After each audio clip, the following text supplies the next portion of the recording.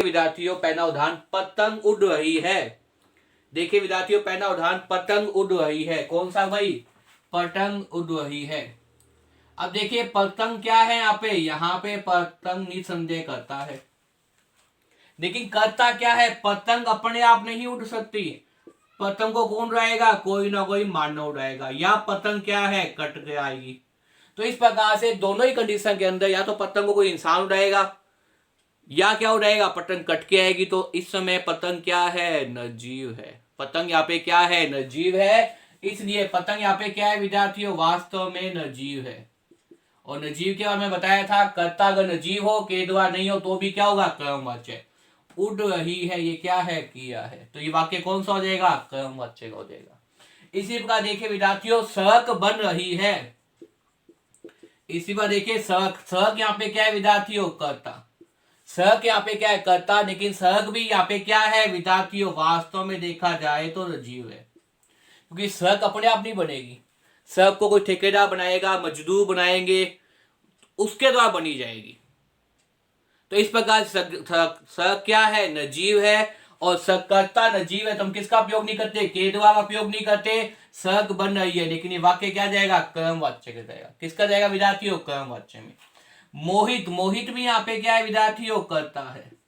मोहित के द्वारा पत्र लिखा गया। मोहित के द्वारा पत्र लिखा गया। तो ये क्या है विद्यार्थियों? कारक चिन्ह। ये क्या है विद्यार्थियों? कारक चिन्ह। के द्वारा पत्र क्या है? कर्म। पत्र क्या है विद्यार्थियों? कर्म।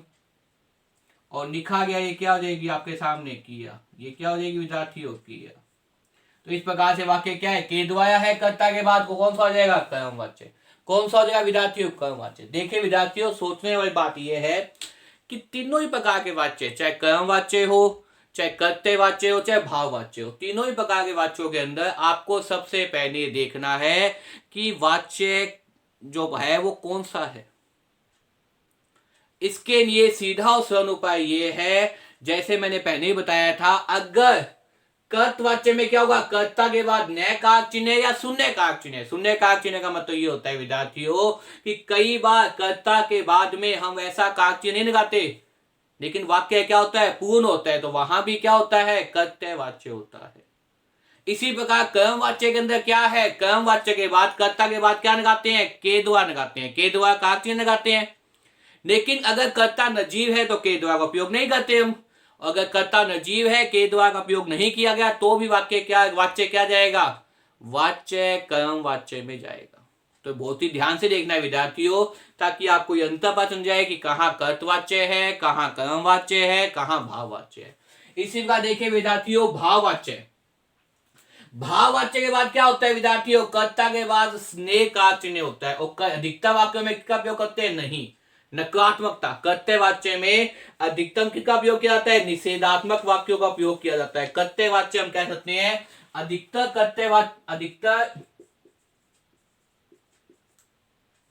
अधिकतर भाववाच्य क्या होते हैं विद्यार्थियों? अधिकतर भाववाच्य निषेधात्मक वाक्य होते हैं। अधिकतर भाववाच्य क्या होते हैं? निषेधात्मक वाक्य होते हैं। अधिकतर भाववाच्य क्या होते हैं विद्यार्थियों? बहुत ही महत्वपूर्ण चीज आपके लिए। अधिकतर निषेधवाच्य क्या होते हैं? अधिकतर भाववाच्य निषेधात्मक वाक्य होते हैं, मतलब नहीं का प्रयोग होता है। अधिकतर अधिकतर देखे विद्यार्थियों भाववाच्य क्या होते हैं? निषेधात्मक होते हैं। अधिकतर भाववाच्य क्या होते हैं? निषेधात्मक वाक्य होते हैं। मतलब निषेध का मतलब क्या है? नकारात्मकता। निषेध का मतलब यहाँ पे क्या है? नकारात्मकता। और नकारात्मकता का मतलब क्या है विद्यार्थियों? नहीं। नकारात्मकता मतलब क्या है? नहीं। अधिकतर भाववाच्य क्या होते हैं? निषेधात्मक होते हैं। और निषेधात्मक का मतलब क्या है? नकारात्मकता दिखाई देती है। और नकारात्मकता मतलब क्या है? नहीं का उपयोग दिखाई देता है अधिकतर वाक्यों के अंदर। तो देखिए विद्यार्थियों उदाहरण देखिए, जैसे होगी से बैठा नहीं जाता। होगी यहाँ पे क्या है? कर्ता। और कर्ता के बाद किसका उपयोग कर दिया? से का उपयोग कर दिया। से क्या है? कारक चिन्ह। से क्या है विद्यार्थियों? कारक चिन्ह। बैठा नहीं जाता, और किसका उपयोग है? नहीं का। तो अपने आप ही वाक्य क्या हो जाएगा? भाववाच्य हो जाएगा। इसी बात देखिए विद्यार्थियों दूसरा, बानक। बानक क्या है यहाँ पे? कर्ता। बानक के बाद किसका उपयोग किया है? कौन से कारक चिन्ह का उपयोग किया है? से। कौन से कारक चिन्ह का उपयोग किया है? से। और कर्ता के बाद अगर से हो तो क्या हो जाएगा, ये कर्ता के बाद ये से हो तो क्या हो जाएगा, भाववाच्य। और साथ में क्या दिखाई दे रहा है, नहीं, नकारात्मकता का भाव है, बानक से पढ़ा नहीं जाता, बानक से पढ़ा नहीं जाता, तो वाच्य कौन सा हो जाएगा, भाववाच्य। इसी बात देखिए विद्यार्थियों, अगला गीता से चना नहीं जाता, गीता यहाँ पे क्या है, कर्ता, और से कर्ता के बाद किसका उपयोग कर दिया, से का कर दिया, और नहीं भी दिखाई दे रहा है, इसने नकारात्मकता का भाव भी है, तो कौन सा वाच्य हो जाएगा, भाववाच्य। गीता से चना नहीं जाता। अधिकतर वाक्यों के अंदर अधिकतर जो निषेधात्मक वाक्य है वो क्या होते हैं, भाववाच्य होते हैं। इतना सा याद रखिए कि अधिकतर निषेधात्मक वाक्य, और निषेधात्मक वाक्य का मतलब क्या है, नकारात्मकता, और नकारात्मकता मतलब क्या है, नहीं, नहीं शब्द दिखाई दे, नहीं का भावार्थ दे, नहीं का अर्थ दे, तो ऐसे वाच्य क्या कहते हैं, भाववाच्य। दूसरी कंडीशन क्या बताई मैंने, कर्ता के बाद क्या होता है, से, कर्ता के बाद क्या होता है, से कारक चिन्ह होता है विद्यार्थियों। इस चीज को विद्यार्थियों आप अवश्य याद रखें, ये बहुत ही महत्वपूर्ण चीज है कि कर्तवाच्य में क्या होता है, कर्ता के बाद न या शून्य कारक चिन्ह, कर्ता के बाद न या शून्य कारक चिन्ह। और कर्मवाच्य का मतलब क्या है, कर्ता के द्वारा बाद के द्वारा, या कर्ता क्या होता है, नजीव होता है, कर्ता के बाद के द्वारा या कर्ता का क्या होता है, नजीव होता है। और भाववाच्य में क्या है, कर्ता के बाद क्या दिखाई देता है, से, और से के साथ क्या दिखाई देता है, नहीं।